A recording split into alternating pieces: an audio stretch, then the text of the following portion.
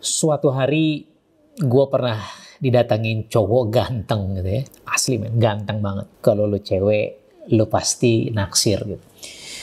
Di sebuah malam gue lagi makan berdua sama dia. Dan tanpa diduga, seorang laki-laki ganteng ini mengatakan, "Dok, saya pengen tidur sama dokter. Saya mencintai dokter, saya pengen bercinta sama dokter."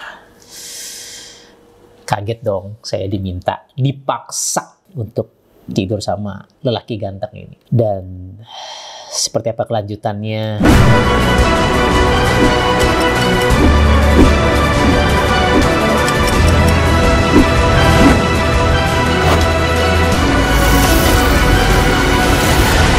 Assalamualaikum warahmatullahi wabarakatuh. Kembali bersama saya Andika Setiawan at Amazing Mentor di channel kesayangan Anda, Andika Setiawan Channel. So, suatu hari ada cowok ganteng, tahu lah ya, ganteng, dan memang dia kerja di jewelry toko perhiasan ternama di Jakarta. And then saya lagi makan malam bareng dia, which is dia one of my coachee, one of my salah satu binaan bisnis saya lah gitu ya. Dan tak disangka-sangka, ya, min haitsu la yahtasib gitu ya, dari arah yang tidak diduga-duga, lagi ngobrol, lagi makan bubur. Saya ingat bubur bubur ayam di Jakarta itu. Terus dia tiba-tiba dengan wajah genitnya gitu meminta saya untuk tidur dengannya. Dia menyatakan bahwa dia jatuh cinta sama saya. Dia menyatakan, bahkan bukan hanya menyatakan, tapi memaksa saya untuk malam hari itu ya untuk tidur sama dia. Dan dia berjanji akan memberikan kenikmatan yang dahsyat katanya buat saya gitu. Hello, kan gue sukanya cewek ya. Kita kan normal ya, alhamdulillah gitu. Karena saya adalah seorang dokter, saya juga mengerti dunia medis, saya mengerti dunia psikologi, saya mempelajari ilmu terapi, saya mempelajari ilmu hipnoterapi saat itu, which is saya sekarang sudah tidak praktek itu. Saat itu juga saya menganggap bahwa kawan saya ini sedang terganggu jiwanya, sedang sakit. Ya tentunya tidak saya lanjutkan pembicaraan itu. Ya saya ngobrol, kita fokus ke bisnis saja dah, saya bilang gitu ya. Kan berbahaya kalau ternyata saya lanjutkan. Tapi waktu itu sempat kita bahas, saya mencoba untuk menterapi beliau. Dan saya sudah ada beberapa orang yang saya coba terapi. Dan ternyata memang mirip-mirip alasan kenapa akhirnya mereka punya kecenderungan seksual yang zolim ya, yang tidak sebagaimana mestinya. Ya, istilah kata hewan saja gitu, tahu mana yang laki, mana yang jantan, mana yang betina. Dan ini kenapa kok laki-laki suka sama laki-laki, perempuan suka sama perempuan. Terus kenapa sih kok jadi bahas ini ya? Kan lagi heboh nih, kemarin ada sebuah podcast ya yang luar biasa ya, alhamdulillah sudah di take down videonya, tapi video-video yang lain belum yang sejenis dengan itu. Ya sudah, coba kita bahas dari sisi pengalaman saya gitu. Jadi saya pun pernah diajak menjadi gay, saya pernah diajak tidur, dan saya pernah menterapi beberapa orang. Dan ternyata memang alasan kenapa sampai akhirnya mereka punya kondisi di mana kecenderungan seksualnya berubah, yang harusnya lawan jenis jadi sesama jenis, kita sebut dengan LGBT lah yang terkenal sekarang gitu ya, ternyata punya benang merah yang sama. Yang pertama, mereka punya kekecewaan terhadap sosok ayahnya, apapun itu. Mungkin ayahnya tidak pernah pulang, atau ayahnya sering di rumah tapi KDRT, sering mukulin ibunya, sering mukulin dia, sering mukulin kakak-kakaknya, sehingga dia trauma. Sehingga lelaki ini yang akhirnya punya gangguan seksual ini, kecenderungan arah seksualnya gitu ya, itu mereka benci dengan sosok pria ini. Namun lucunya, kebencian itu dengan ketika dia merasa kecewa, trauma dengan ayahnya, dengan sosok pria yang seharusnya dia kagumi, ya, justru malah terjadi dia ingin mendapatkan sosok pria yang lebih baik, kan begitu. Dia kayak pengen punya sosok pengganti dari sosok ayahnya kah misalnya gitu ya, yang lebih baik, sehingga entah kenapa ya ada sebuah keeroran dalam dirinya, dia mencoba mencari sosok-sosok pria yang dia sukai, yang akhirnya jatuh cinta, akhirnya terjerembablah ke dalam kondisi gay seperti itu. Kalau di kasus yang tadi yang ngajak saya tidur, dia suatu hari punya kakak kelas gitu ya, kakak kelas SMA, dianya SMA atau saya lupa tuh years ago ya, mungkin tahun-tahun saya lupa lah, 2010 kali ya saya ketemu orang-orang ini gitu, which is 12 tahun yang lalu. Dia kayaknya SMP, punya kakak kelas SMA, kakak kelasnya ganteng, SMA tinggi ya, pokoknya kalau bahasa dulu tuh cokiber kali ya, cowok kita bersama gitu. Dan ternyata cowok ini punya gangguan seksual. Pendek cerita, yang tadi ngajak saya tidur itu ya diajak lah, dan akhirnya dikerjai lah, dan akhirnya disetubuhi lah begitu ya. Nauzubillah min dzalik. Justru ternyata ya lucunya lagi, bukan dia kapok, bukan dia trauma, malah dia merasakan kenikmatan. Ya dia menjadi pria yang suka pria juga gitu ya. Saya ketemu juga banyak yang lesbian ketika saya sering bolak-balik ke Hong Kong ya, membangun bisnis di sana. Banyak lesbian, TKW itu banyak yang lesbian ya, sesama TKW atau sesama native citizens di sana gitu. Karena mereka punya trauma sama laki-lakinya, sama suaminya, ya dia kerja keras ke Hong Kong, lalu suaminya selingkuh di kampungnya gitu kan. Nah, akhirnya dia trauma sama laki-laki, ya udahlah nyari cewek gitu, nyari yang sesama jenis ya. Astagfirullahaladzim ya. Bahkan yang tidak disadari ya, coach saya ini dia pekerja keras, dia apa ya, bener-bener fighter lah. Pendek cerita, ternyata terungkaplah kalau dia seorang yang gay. Pendek cerita, ketika saya ngobrol, ternyata ada sebuah rantai dalam dirinya, ada sebuah penjara dalam dirinya, yang dia takut kalau dia sukses one day, suatu hari nanti, dia ini akan terungkap bahwa dia gay. Makanya dia nggak mau sukses. Kebayang? Ya, ini kita belum bicara azab di akhirat nih. Bahwa ternyata ada juga yang saya temui orang-orang yang akhirnya tidak bisa hidup bahagia, tidak bisa sukses karena dia takut untuk meneruskan kerja keras, kerja cerdasnya, karena takut terungkap kalau dia gay. Kebayang gak? Nah, abang, kakak, ayah, bunda, sahabat Amazing Mentor dimana teman-teman berada, ini sebuah fenomena yang kalau saya pengen membahas kisah Nabi Lut nih ya, ini sangat relevan dengan apa yang terjadi hari ini. Sangat relevan, kenapa? Karena jangan sampai kita salah bersikap. Karena salah sikap kena azab. Sekali lagi, salah sikap kena azab. Ya, sikapnya berbeda, ya takdirnya, hasilnya, nasibnya pun akan berbeda. Nah, coba teman-teman saya sambil buka contekan ya. Di surat Hud, surat ke-11 ayat ke-81. A'udzu billahi minasyaitonir rajim. Qalu, mereka berkata, ya Lut, ya, hai Lut, ya Nabi Lut alaihissalam, kita tahu ya. Inna rusulu rabbika layasilu ilaik. Ya, sesungguhnya kami utusan Tuhanmu, rusulu rabbika layasilu, ya, tidak mereka sampai kepadamu. Wahai Lut, sesungguhnya kami adalah para utusan Tuhanmu, ya, mereka tidak akan dapat mengganggu kamu, ya. Fa asri bi ahlik biqat'im minal lail wa la yaltafit minkum ahad illam ra'atak. Nah, ini menarik teman-teman. Ya, sebab itu pergilah bersama keluargamu pada akhir malam, ya, dan jangan ada seorang pun di antara kamu yang menoleh ke belakang. Ya, illam ra'atak, kecuali istrimu. Ada apa dengan istrimu? Ada apa dengan istri Nabi Lut? Kita bahas. Innahu musibuha ma asobahum. Ya, sesungguhnya ya musibah ya menimpanya ma asobahum, apa menimpa mereka. Ya, sungguhnya dia juga akan ditimpa siksaan yang menimpa mereka. Inna mau'idahumus subh.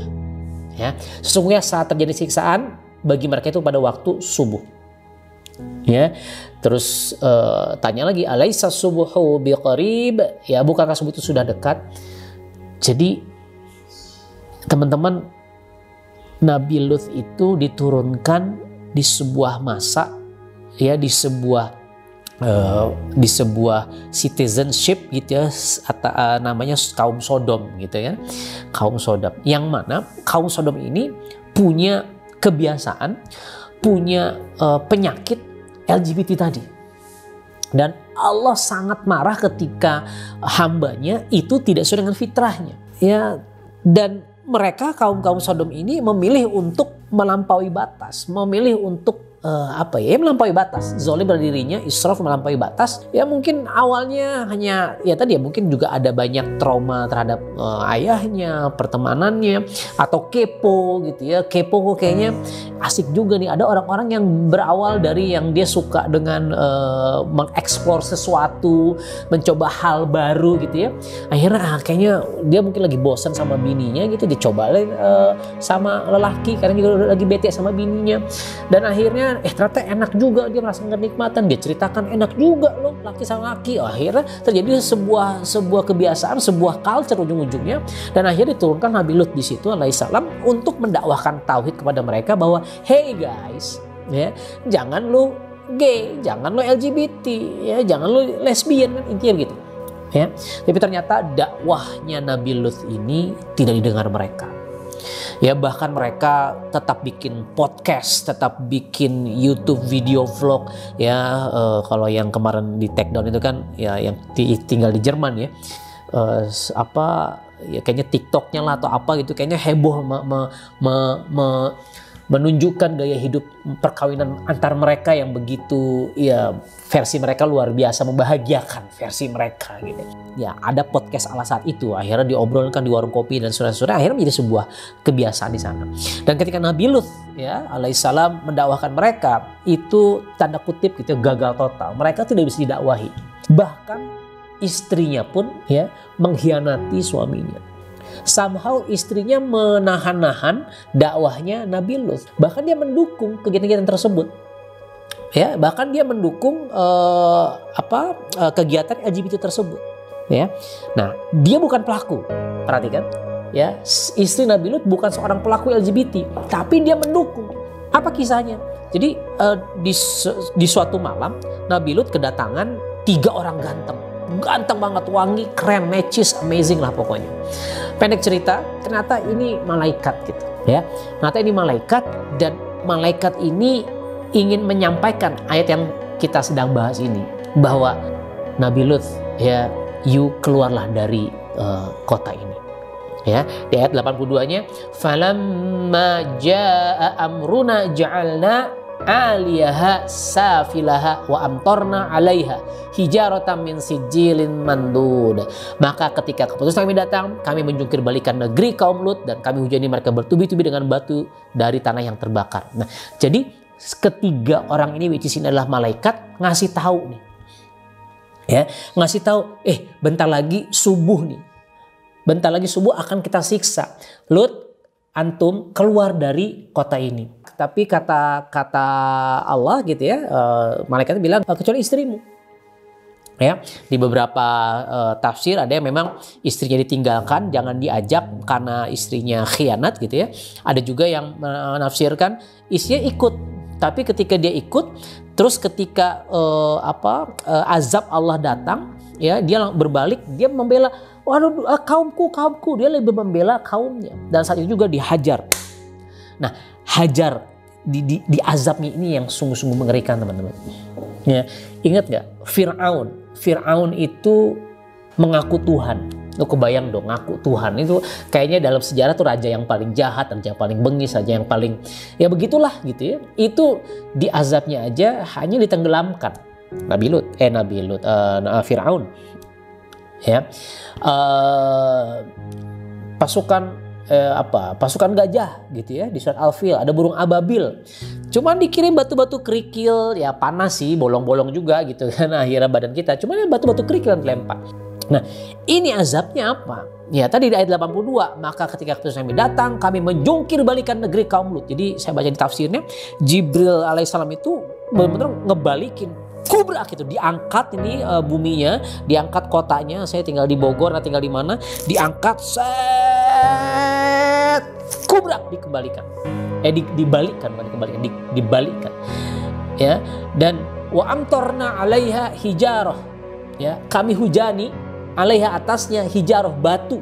ya, min sijil, dari tanah yang terbakar, mandud, bertubi-tubi. Jadi batu, sebenarnya kalau di pesantren Pondok CEO Muslim Billionaire itu batu itu gede-gede banget. Jadi kalau kita gali batunya gede-gede banget. Saya kebayang lebih gede lagi, dan dalam kondisi terbakar, ya mungkin batu dari neraka gitu ya, hijaratan min sijil, ya, mandud. Itu benar-benar gede-gede, dan itu benar-benar menghancurkan satu demi satu. Dan ketika tadi beberapa tafsir yang istri Nabi Lut lagi, wahai kaumku, aduh pada lagi kasihan. Saat itu juga jeleger istrinya, langsung disikat oleh batu panas tersebut. Ya, dan saat itu ya benar-benar kaum Sodom ini dijungkir balikan. Ya, di ayat 83-nya musawwamatan inda rabbik wa ma hiya minaz zalimina biba'id. Shadaqallahul azim. Ya, musawwamatan inda rabbik. Ini adalah tanda dari sisi dari Tuhanmu, dari sisi Tuhanmu. Ya, wa ma hiya minaz zalimin ya biba'id. Dan sisa itu tidaklah jauh dari orang-orang yang zalim. Jadi LGBT itu sudah dikisahkan di kaum Sodom zaman Nabi Lut alaihissalam, tindakan zolim, akhirnya diazab. Ya, pelakunya diazab dan pendukungnya, istrinya yang tidak LGBT juga diazab. Saya pengen membahas tentang kita ini ada di mana gitu. Ya, teman-teman tuh termasuk pelaku. Ya, kalau teman pelaku ya sudah bertaubat, mumpung nyawa masih ada. Ya, teman-teman yang hari ini pelaku LGBT, ya cari cara bagaimana supaya teman-teman bisa terbebas dari masalah ini.